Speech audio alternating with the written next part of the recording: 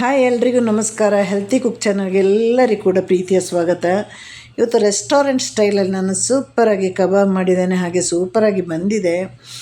ಈಗ ಇಲ್ಲಿ ನಾನು ತಗೊಂಡಿರೋದು 600 ಗ್ರಾಮಷ್ಟು ಸ್ಕಿನ್ಲೆಸ್ ಚಿಕನ್ ಪೀಸ್. 600 ಗ್ರಾಮ್ ಅಂದರೆ ಚಿಕ್ಕ ಚಿಕ್ಕ ಪೀಸಾಗಿ ಕಟ್ ಮಾಡ್ಕೊಂಡು ಬಂದಿದ್ದೇನೆ. ಇದನ್ನು ಚೆನ್ನಾಗಿ ತೊಳೆದು ನಂತರ ಹಿಂಡಿ ಇಡಬೇಕು. ಯಾಕೆಂದರೆ ನಾವು ಕಬಾಬ್ ಮಾಡುವಾಗ ಅದರಲ್ಲಿ ಬೇರೆ ನೀರು ಇರಬಾರ್ದು, ಮತ್ತು ನೀರಿನ ಅಗತ್ಯ ಬಂದರೆ ಸೇರಿಸ್ಬೋದು. ಇಲ್ಲಿ ನಾನು ಮನೆಯಲ್ಲೇ ಬೆಳ್ಳುಳ್ಳಿ ಶುಂಠಿ ಪೇಸ್ಟ್ ರೆಡಿ ಮಾಡ್ತಾಯಿದ್ದೇನೆ. ಒಂದು 3 ಸಣ್ಣ ಸಣ್ಣ ಬೆಳ್ಳುಳ್ಳಿ ಶುಂಠಿ ಪೀಸ್, ಹಾಗೆ 5-6 ಎಸಳು ಬೆಳ್ಳುಳ್ಳಿ ಪೀಸನ್ನ ಈಗ ನೀರು ಹಾಕದೆ ನಾನು ಪೇಸ್ಟ್ ಮಾಡಿಕೊಂಡು ಬಂದೆ. ಸಣ್ಣ ತರಿದ್ರೇ ಚೆನ್ನಾಗಿರ್ತದೆ. ಹಾಗೆ 1.5 ಸ್ಪೂನಷ್ಟು ಅರಿಶಿನ ಪುಡಿ ಹಾಕಿ ಈಗ ಒಳ್ಳೆ ಚಂದವಾಗಿ ಮಿಕ್ಸ್ ಮಾಡಬೇಕು. ಈಗ ಉಪ್ಪು ಕೂಡ ಸೇರಿಸಬೇಕು. ನಾನಿಲ್ಲಿ 1 ಸ್ಪೂನ್ ಕಬಾಬ್ ಮಸಾಲೆ ಹಾಕ್ತಾಯಿದ್ದೇನೆ, ಹಾಗಾಗಿ ಅದರಲ್ಲಿ ಕೂಡ ಸ್ವಲ್ಪ ಉಪ್ಪಿನ ಅಂಶ ಇದೆ ಅಲ್ವಾ, ನೋಡಿಕೊಂಡು ಉಪ್ಪನ್ನು ಸೇರಿಸಿ ಚೆನ್ನಾಗಿ ಮಿಕ್ಸ್ ಮಾಡಿದ ನಂತರದಲ್ಲಿ ನಾವು ಇದಕ್ಕೆ ಹಾಕಬೇಕಾಗಿರೋದು ಕಾಶ್ಮೀರ್ ಚಿಲ್ಲಿ ಪೌಡರ್. ಯಾಕಂದರೆ ಒಳ್ಳೆ ಕಲರ್ ಬರುತ್ತೆ. ಎಕ್ಸ್ಟ್ರಾ ಯಾವುದೇ ಬಣ್ಣ ಹಾಕಬಾರ್ದು ಕಬಾಬಿಗೆ, ಹೋಟೆಲಲ್ಲಿ ಹಾಕಿದಾಗೆ.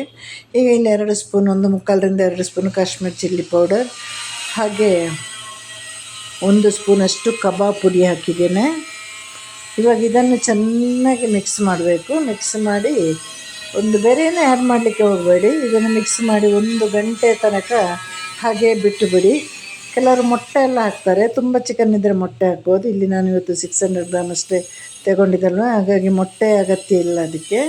ಇವಾಗ ಹೀಗೆ ಮಿಕ್ಸ್ ಮಾಡಿ 1 ಗಂಟೆ ತನಕ ಇಟ್ಟು ನಂತರದಲ್ಲಿ ನಾವು ಇದನ್ನು ಫ್ರೈ ಮಾಡಬೇಕು. ನೋಡಿ ಎಷ್ಟು ರೆಡ್ ಕಲರ್ ಇದೆ, ಕಾಶ್ಮೀರ್ ಚಿಲ್ಲಿ ಪೌಡರ್ ಕಲರ್ ಅದು. ಇದಕ್ಕೆ ಎಕ್ಸ್ಟ್ರಾ ಫುಡ್ ಕಲರೆಲ್ಲ ಹಾಕಲೇಬಾರ್ದು, ಹಾಗಾಗಿ ಮನೆಯಲ್ಲೇ ಮಾಡಿ ಹೆಚ್ಚಾಗಿ ಕಬಾಬೆಲ್ಲ. ಈಗ ನಮ್ಮ ತವ ಬಿಸಿಯಾಗಿದೆ, ತವಕ್ಕೆ ನಾನು ಎಣ್ಣೆ ಹಾಕಿದ್ದೇನೆ. ಎಣ್ಣೆ ಬಿಸಿ ಆದಮೇಲೆ ಇದನ್ನು ಹೈ ಫ್ಲೇಮಲ್ಲಿಟ್ಟು ಫ್ರೈ ಮಾಡ್ತಾ ಹೋಗಿ. ಒಂದು 5 ನಿಮಿಷ ಫ್ರೈ ಆದಮೇಲೆ ಅದನ್ನು ಆಚೆ ಈಚೆ ಹಾಕ್ತಾ ಹೋಗಿ. 2 ಸೈಡ್ ಹಾಗೆ ಎಲ್ಲ ಟೋಟ್ಲಿ ಚೆನ್ನಾಗಿ ಫ್ರೈ ಆಗಬೇಕು ಇದು.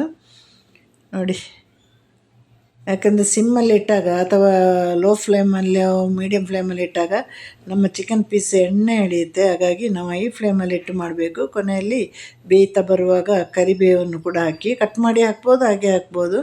ಕರಿಬೇವು ಕೂಡ ಒಂದು 3-4 ನಿಮಿಷ ಫ್ರೈ ಆಗಲಿ ಚಿಕನ್ ಜೊತೆ. ಆಮೇಲೆ ನಿಧಾನವಾಗಿ ಅದನ್ನು ಹೈ ಫ್ಲೇಮಲ್ಲಿ ಇರುವಾಗಲೇ ಚಿಕನನ್ನು ತೆಗಿಬೇಕು. ಇದು ರಸಮ್ ಜೊತೆ ಎಲ್ಲ ಸೂಪರಾಗಿರ್ತದೆ. ಹಾಗೆ ಟೊಮೆಟೊ ಸಾರು ಜೊತೆ ಕೂಡ ಈ ಒಂದು ಚಿಕನ್ ಕಬಾಬ್ ಬಹಳ ಚೆನ್ನಾಗಿರ್ತದೆ. ಎಲ್ಲರೂ ಕೂಡ ಮನೆಯಲ್ಲಿ ಮಾಡಿ, ಹೀಗೆ ಹೊರಗಡೆಯಿಂದ ಕಬಾಬೆಲ್ಲ ತರಬೇಡಿ. ಹೆಚ್ಚಿನವರು ಹೊರಗಡೆಯಿಂದ ಕಬಾಬ್ ತಿಂತಾರೆ, ಆದರೆ ಇವತ್ತಿಗೂ ಕೂಡ ಕಬಾಬಿಗೆ ರೆಡ್ ಕಲರ್ ಹಾಕಿ ಹಾಕ್ತಾರೆ. ಈ ನಮ್ಮ ಕಬಾಬ್ ರೆಡಿಯಾಗಿದೆ. ಮನೆಯಲ್ಲಿ ಮಾಡಿ ನನಗೆ ಕಮೆಂಟ್ ಮಾಡಿ, ಲೈಕ್ ಮಾಡಿ, ಕುಂದುಕೊರತೆಗಳನ್ನು ಹೇಳಿ. ಟಾಟಾ ಬಾಯ್, ಸಿ ಯು, ಟೇಕ್ ಕೇರ್.